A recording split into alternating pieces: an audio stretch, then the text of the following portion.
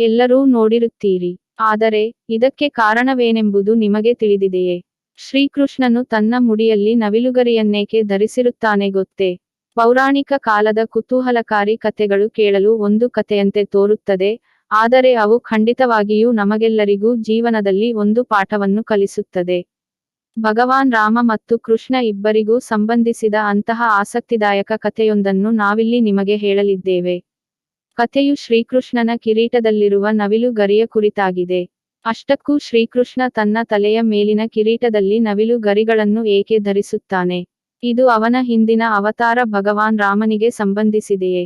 ಈ ಕಥೆಯ ಬಗ್ಗೆ ವಿವರವಾಗಿ ಈ ವಿಡಿಯೋದಲ್ಲಿ ತಿಳಿದುಕೊಳ್ಳೋಣ. ತ್ರೇತಾಯುಗದ ಕಾಲದಲ್ಲಿ ವನವಾಸದ ಸಮಯದಲ್ಲಿ ಸೀತೆಗೆ ಬಾಯಾರಿಕೆಯಾಯಿತು. ಶ್ರೀರಾಮನು ಸುತ್ತಲೂ ನೋಡಿದಾಗ ಅವನಿಗೆ ದೂರದಲ್ಲಿ ಒಂದು ದೊಡ್ಡ ಕಾಡು ಕಾಣಿಸಿತು. ನಂತರ ಅವನು ಪ್ರಕೃತಿಯನ್ನು ಪ್ರಾರ್ಥಿಸಿದನು, ಓ ವನದೇವ, ಇಲ್ಲಿ ಸುತ್ತಮುತ್ತ ಎಲ್ಲಿ ನೀರಿದೆಯೋ ಆ ಸ್ಥಳವನ್ನು ತಲುಪಲು ನಮಗೆ ಸರಳವಾದ ಮಾರ್ಗವನ್ನು ತೋರಿಸು ಎಂದು. ಆಗ ಅಲ್ಲಿಗೆ ಬಂದ ನವಿಲು ಸ್ವಲ್ಪ ದೂರದಲ್ಲಿ ಜಲಾಶಯವಿದೆ ಎಂದು ಶ್ರೀರಾಮನಿಗೆ ಹೇಳಿತು. ನಾನು ನಿಮ್ಮ ಮಾರ್ಗವನ್ನು ಸೂಚಿಸುತ್ತೇನೆ, ಆದರೆ ನನ್ನಿಂದ ಏನಾದರೂ ತಪ್ಪಾದರೆ ದಯವಿಟ್ಟು ಕ್ಷಮಿಸಬೇಕೆಂದು ಬೇಡಿಕೊಂಡಿತು. ನೀನೇಕೆ ಹೀಗೆ ಹೇಳುತ್ತಿರುವೆ ಎಂದು ರಾಮನು ನವಿಲನ್ನು ಕೇಳಿದನು. ಆಗ ನವಿಲು, ನಾನು ಕೆಲವೊಮ್ಮೆ ಹಾರಿಕೊಂಡು ಹೋಗುತ್ತೇನೆ, ನೀವು ನಡೆದುಕೊಂಡು ಬರುತ್ತೀರಿ. ನಾನು ಹಾರುವಾಗ ನನ್ನ ರೆಕ್ಕೆಗಳು ನೀವು ನಡೆದುಕೊಂಡು ಬರುವ ದಾರಿಯಲ್ಲಿ ಬೀಳಬಹುದು. ಇದು ನಿಮಗೆ ತೊಂದರೆಯಾಗಬಹುದು ಎಂದು ಉತ್ತರಿಸುತ್ತದೆ. ಆಗ ರಾಮನು, ನಿನ್ನಿಂದ ನಮಗೆ ಸಹಾಯವಾಗುತ್ತದೆಯೇ ಹೊರತು ತೊಂದರೆಯಂತೂ ಆಗುವುದಿಲ್ಲವೆಂದು ಹೇಳುತ್ತಾನೆ. ಆಗ ನವಿಲು, ಸರಿ, ಹಾಗಾದರೆ ನಾನು ಹಾರಿಕೊಂಡು ಹೋಗುವಾಗ ನನ್ನ ರೆಕ್ಕೆಗಳು ನೆಲದ ಮೇಲೆ ಬೀಳುತ್ತದೆ.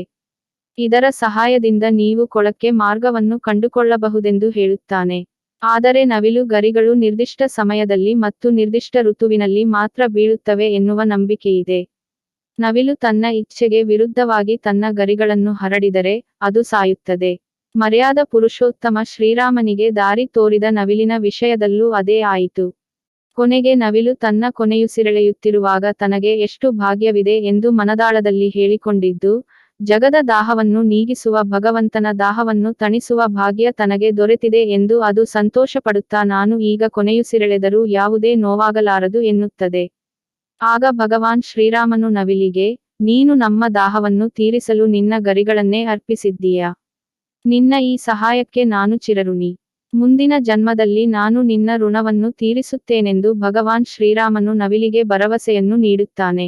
ಶ್ರೀರಾಮನು ಕೃಷ್ಣನಾಗಿ ಮುಂದಿನ ಅವತಾರವನ್ನು ತೆಗೆದುಕೊಂಡು ತನ್ನ ತಲೆಯ ಮೇಲೆ ನವಿಲು ಗರಿಗಳನ್ನು ಧರಿಸುವ ಮೂಲಕ ನವಿಲಿನ ಋಣವನ್ನು ತೀರಿಸಿದನು ಎಂದು ಹೇಳಲಾಗುತ್ತದೆ. ಇಂತಹ ಇನ್ನಷ್ಟು ವಿಡಿಯೋಗೋಸ್ಕರ ನಮ್ಮ ಗುಡ್ ವೈಬ್ಸ್ ಚಾನಲ್ ತಪ್ಪದೇ ಸಬ್ಸ್ಕ್ರೈಬ್ ಮಾಡಿ ಮತ್ತು ಹೊಸ ವಿಡಿಯೋಗಳ ನೋಟಿಫಿಕೇಶನ್ಗಾಗಿ ಬೆಲ್ ಐಕಾನ್ ಕ್ಲಿಕ್ ಮಾಡಿ.